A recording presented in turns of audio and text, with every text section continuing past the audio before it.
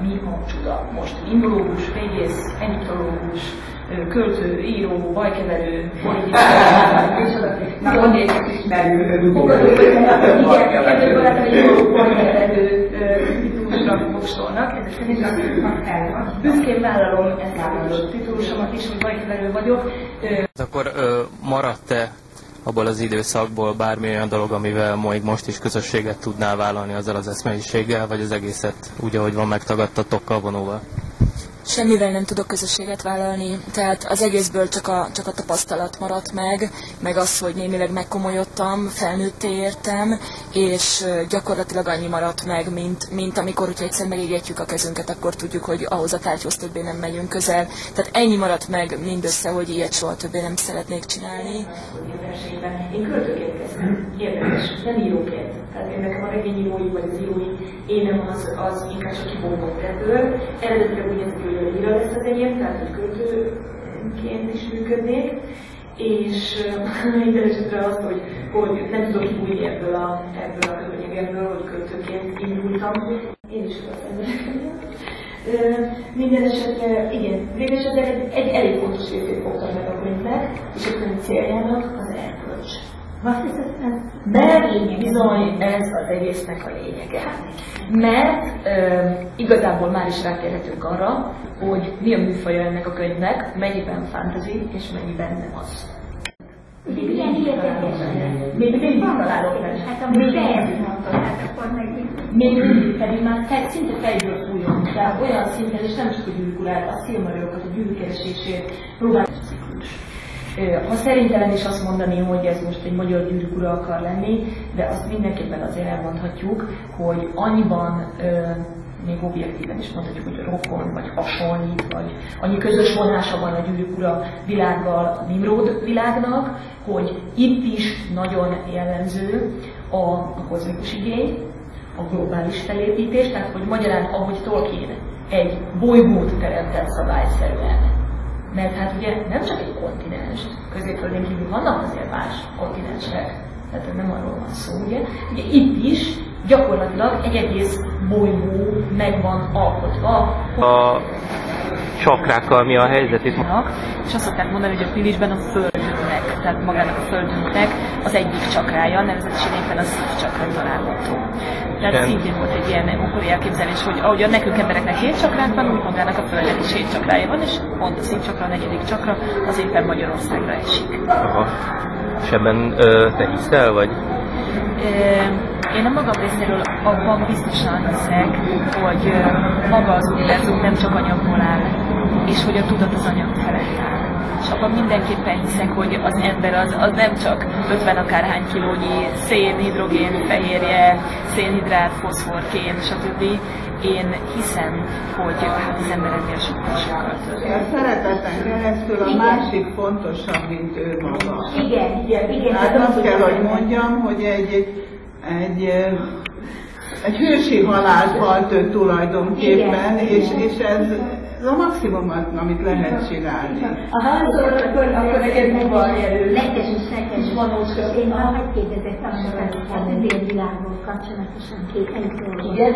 Na, tündérvilág, neked a vízinek valók.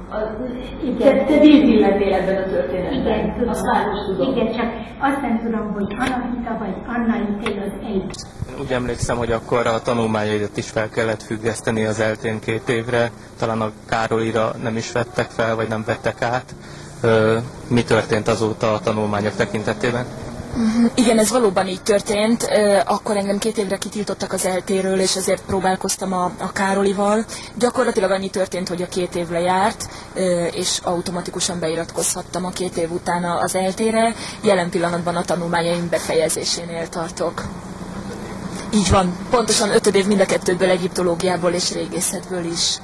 És hát éppen a szakdolgozati témáim kiválasztásánál tartok, amelyek már lassan meg is vannak.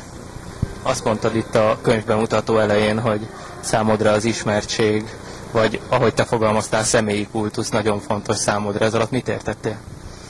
Nagyon szeretem, hogyha figyelnek rám, ha néznek rám, ha észrevesznek, és azt hiszem, hogy ezzel akkor már is megfogtuk a 2004-es, én ma már úgy hívom bohóckodásomnak a másik mozgató okát, mert csak az egyik ok volt ez, hogy egyfajta értelmiségi lázadásnak fogtam fel a diktatórikus szellemi élet ellen. A másik ok az egyértelműen egyfajta magamutogatási vágy, hogy sztárrá legyek, hogy közismert legyek.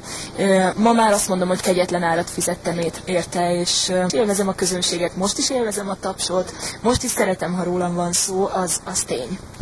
A fantázi világa az egy visszavonulás, akkor ilyen értelemben az életedben, a közéletből, Biztos, hogy benne van ez is. Egész biztos. Tehát egész biztos, mert ha bár mindig is szerettem a fantasyt, és ahogyan az előadáson is mondtam, 14 éves korom óta, amikor olvastam a Gyűrűk urát, tulajdonképpen szabadon beleszerettem a fantasy világokba, és faltam a különböző fantasy szerzőket.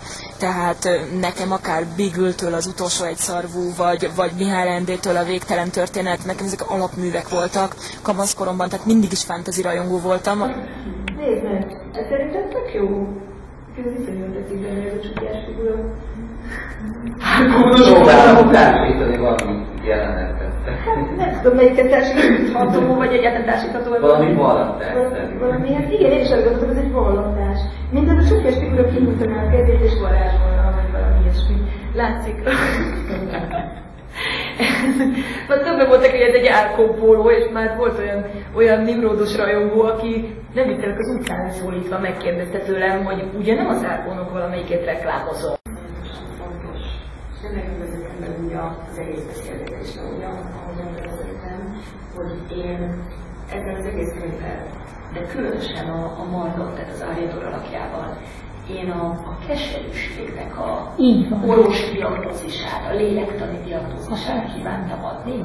Tehát tetszik vagy nem, a keserűség és a megkeseredettség gyűjtő. Abban az időben olvastad az Út és Cél című munkát, vagy ezeket már talán lehet mondani, hogy a szélső jobboldal klasszikusait. Ebben mi az, ami megragadott, hiszen te úgy tűnik, hogy mégiscsak a szellem embere vagy, aki a populizmusra nem annyira vevő. Ez valóban így van. Én azt hiszem, hogy ami eléggé veszélyes ilyen módon a magamfajta értelmiségére nézve a szélsőjobboldali klasszikusokból, az ilyen könyvekben lévő hősi értékrend. Tehát engem főleg az fogott meg. Szeretnék mikor gyerekek. Mikor lesz hát a csinálnak is felfogom. Utolsó teljesen ide nem illő kérdés, hogy nincs-e meleged ebben a csizmában nagyon? Egy csöppet sincs. Hál' Istennek olyan szervezetet vagy olyan erős testet örököltem, hogy télen nem fázom és nyáron nincsen melegem. Megmutattad a csizmát a kamerának?